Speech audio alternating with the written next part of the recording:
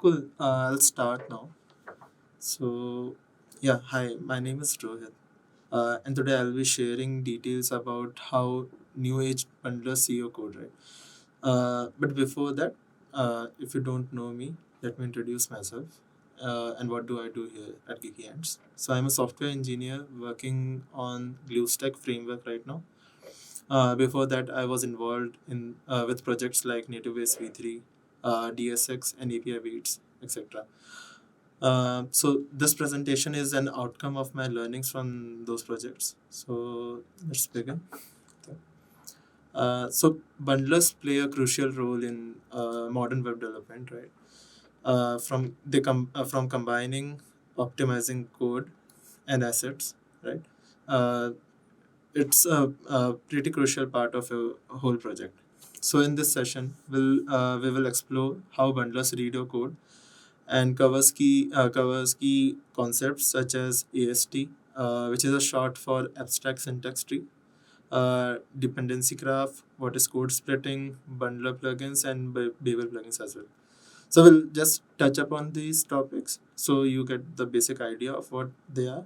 Now ChatGPT is already here, so you can just simply ask it and it will help you out. But just this is just for a basic graphs. So what? Yeah, we did it. So let's start with abstracts industry. So uh, some of you may have heard of it in a lot of places. So for some of you, it will be very new. So let's understand it, why it is used and why it is useful, and how it is, how does it look, right? So as the name suggests, it's a tree, but it's a tree of your code.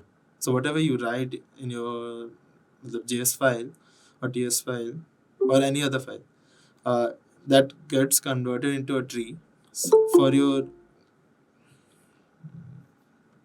yeah. So for your Webpack bundler or any other bundler to understand, right?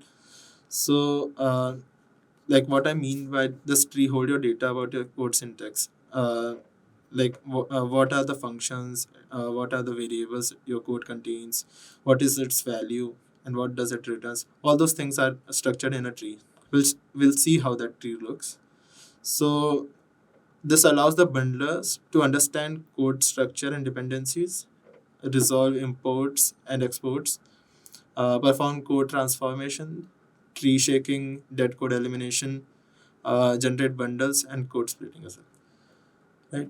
Uh, don't worry. Whatever I said, like for some of you, it might be jargons. Like what is tree shaking, dead code elimination. So we'll discuss that as well, code splitting as well. So hold on. So let me play this video. So as you can see on the left side, this is just 4 lines of code, right? And on the right side, the AST of that simple code looks like this. It's around 217 lines, right? So this is how massive it is. For you and me to understand that tree is pretty difficult at first glance, but there are tools to help you out. So yeah. So if you want to try it out, you can go on this website. We also will be also going on this website and try it out. Okay. So like this is the code I wrote. Uh, Everyone can see the other screen, right? There's a code written. Maybe someone can unmute themselves and tell me. Yeah, good. So this is the code. You can see I import I have imported function C from d.js, a variable A, function B. Now, if I look into this, so what this website lets you do is you can just click on this function C, right? And you can see the like whatever that node. So every declaration, every line of every word in your code is like somewhat converted into a node. A node is a part of tree, like so as you can see, the body is a node, then import declaration is a node. So every node, and from there it branches out. So like if you can see import declaration, it's also mentioning node. So it has specifiers, right? Specifiers includes input default specifier, local identifier. So suppose if I am writing this as something, wait, not this one, ABC as something, right? So now I have imported SBC, but as something, right? So this something is local identifier. So this is how everything, every small detail will be covered in your of your code will be covered in this tree, even your comments as well. So this section, any comment that will go into this array, uh, and this also contains the line of code, like where exactly which line of code your this piece of code is present. So this is the simple JSON format. So you can see LOC, start line, end line, right? So this is how an abstract syntax tree looks. Uh, okay, back to our presentation. So next comes dependency graph. So once the bundler gets the AST, it now has to keep track of what it is, what and where it is coming from, right? What imports are coming from where, what does that signifies, right? So otherwise, it's just a bunch of words. So it creates a dependency graph based on the code's import statements. Each module or file is represented as a node, as I mentioned, and dependencies between modules are represented as edges of that graph. So this this is a dependency graph of a Webpack bundle, right? So like I can't understand anything, neither you can. But don't worry, the bundlers are designed to understand this and keep track of those. So then comes dependency resolution. During this process, bundlers traverse the dependency graph to determine the dependency's correct order, like which dependency should be imported first, then which. So sometimes you might have seen the cyclic dependency errors as well. So when both the dependencies are trying to import each other, and that causes a conflict, and the bundler can't understand which dependency should come first, which later, right? So this process keep track of that. It also involves resolving aliases. So using Babel plugin, you might have added a alias. So this in this process it gets resolved. Applying loaders, performing additional tasks to ensure modules are bundled correctly, right? So dependency resolution is done. Now comes code splitting. Code splitting is a technique used by bundlers to split codes into smaller chunks. So why do we need this? Because on network traffic, like the smaller your code, like the smaller your bundle size is, the better your performance will be over the internet, right? So code splitting helps in that. It also in this also it also helps in lazy loading, and it adds the support for dynamic imports and specific configuration settings, right? Then we'll talk about bundler plugins. So for example, HTML Webpack plugin, mini CSS extract plugin. So these are some example of bundler plugins. Bundler plugins extend the functionality of the bundler by adding custom features and optimizations, right? So these plugins allow for additional transformation in your asset handling optimization options during the bundling process.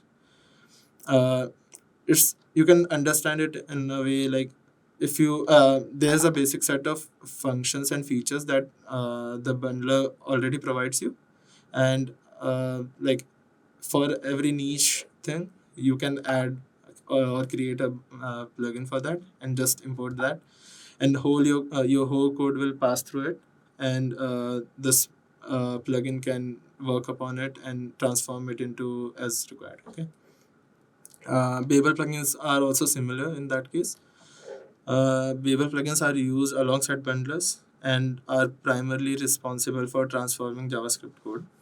They enable developers to use newer JavaScript features, syntax that may not be supported by all browsers. So you must have seen some errors with, like, if you are using coalescing and all the new ECMAScript syntax. So you might have faced those error as well in some cases. So that's due to the missing dependency of a Babel plugin or a loader. Loaders are also kind of Babel plugin. Uh, so they whenever your code gets bundled, those coalescing and every new feature will be converted into the supported code form, right? So some popular Babel plugins include Babel preset in env, plugin transform react jsx, and proposer class properties. So before jumping into summaries, let's see what, like, if you want to create a Babel plugin, like, but Babel plugin creating a Babel plugin is easy. So if you want to create it, this is how. So you can see we have a console log here. So many of you have used a Babel plugin that removes this console logs from your code when you build it from production. So if I go, I've already written it. So all it does it, like, this is a visitor pattern code. So this is a special kind of form in which this Babel plugin is written.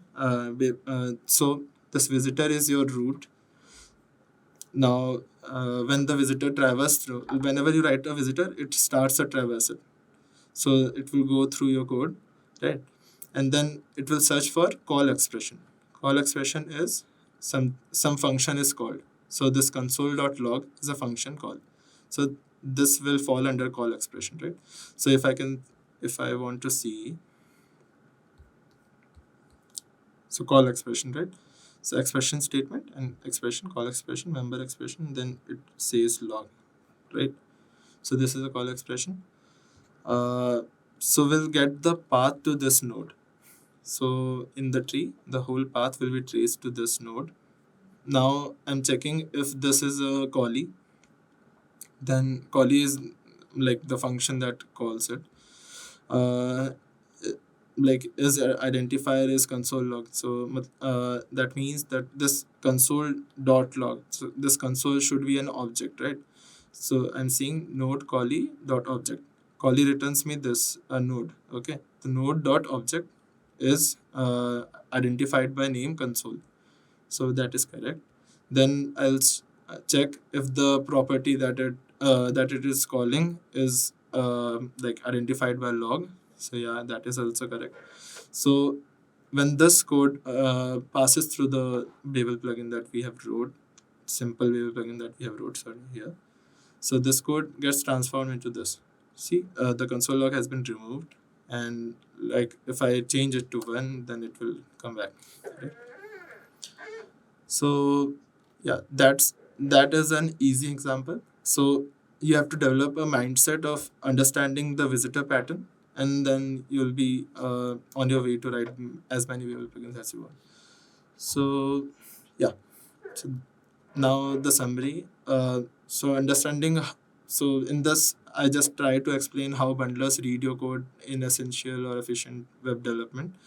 The abstract syntax tree, I hope I was able to make you understand what it is. Dependency graph, code splitting, bundler plugins, Babel plugins are like what process those play in your code bundling.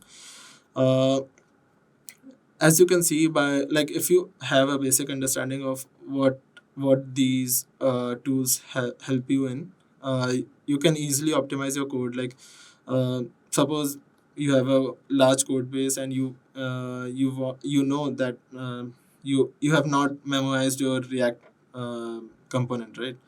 So with this, you can simply write a Babel plugin or a transformer that goes through your whole code base and memorize every, like, you have to put checks in there. Like, you can't optimize you can't memorize every component, but you can see for certain aspects and like write your code in such a manner that it only memorizes those required components, right? So this is how it will help you out. I hope it was understandable. uh, Thank you for your time and attention. Questions, anyone?